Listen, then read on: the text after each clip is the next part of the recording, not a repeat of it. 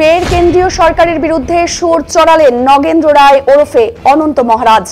পৃথক রাজ্য গড়া নিয়ে কেন্দ্রের বিজেপি সরকারকে আক্রমণ বিজেপির রাজ্যসভার সাংসদ অনন্ত মহারাজের। এদিন তিনি অভিযোগ করে জানিয়েছেন, বিভিন্ন ইস্যুতে তিনি কেন্দ্রের মন্ত্রীদের সাথে দেখা করতে চাইলেও তারা দেখা করেন না।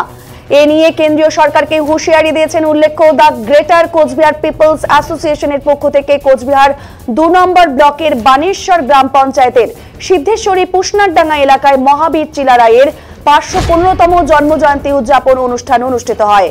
পাশাপাশি এখানেই এই সংগঠনের ২৭তম কেন্দ্রীয় অধিবেশনও সংগঠিত হয়। এখানে অনন্ত মহারাজ উপস্থিত ছিলেন দেশের বিভিন্ন প্রান্তের প্রতিনিধিরা। এখানেই সাংবাদিকদের মুখোমুখি হয়ে তিনি জানিয়েছেন, তারা কখনোই কেন্দ্রশাসিত অঞ্চল চায়নি। ভারত মুক্তি চুক্তির সময় যে কোচবিহারকে গ শ্রেণীর রাজ্য করার কথা ছিল, তারা সেই গ শ্রেণীর রাজ্যেরই দাবি করেছিলেন। যদিও কেন্দ্রীয় সরকারের পক্ষ থেকে বলা হয়েছিল গ শ্রেণীর রাজ্য করা সম্ভব নয়, কেন্দ্রশাসিত রাজ্য করা যেতে পারে, কিন্তু পরবর্তীতে কেন্দ্রীয় সরকার সেটিও ফলপ্রসূ করেনি।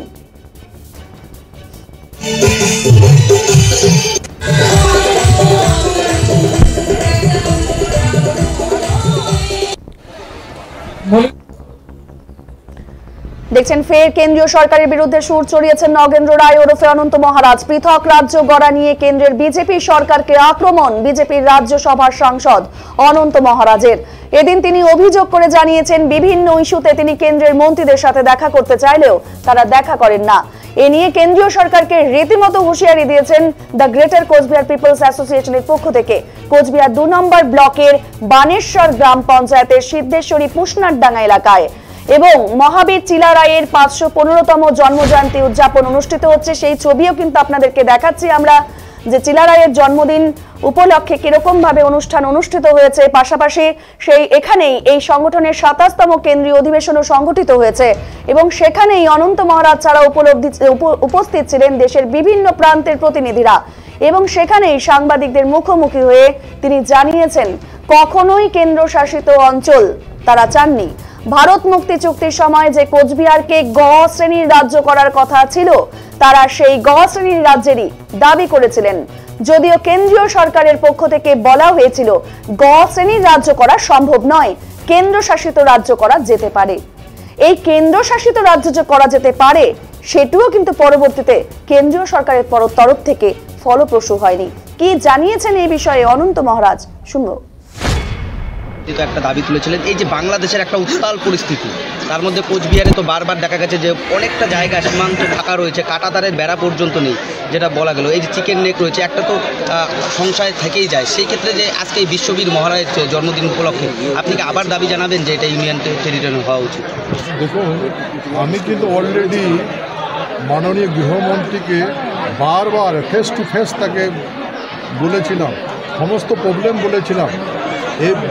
তারপরে আমি এই ইন্টারেস্ট না দেখার জন্য আমি স্বয়ং 4 টাইমস বর্ডার ভিজিট করেছি। আর বর্ডার ভিজিট করে যেখানে পরিস্থিতি দেখলাম, এখানে পলিটিক্যাল প্রোপাগান্ডা হচ্ছে। গতিকে দেশের সাথে পলিটিক্যাল প্রোপাগান্ডা আমরা কোনোদিন মেনে নেব না। গতিকে আমি গভর্নমেন্টকে বলেছিলাম, তখন বলেছিলাম, সতর্ক করেছিলাম।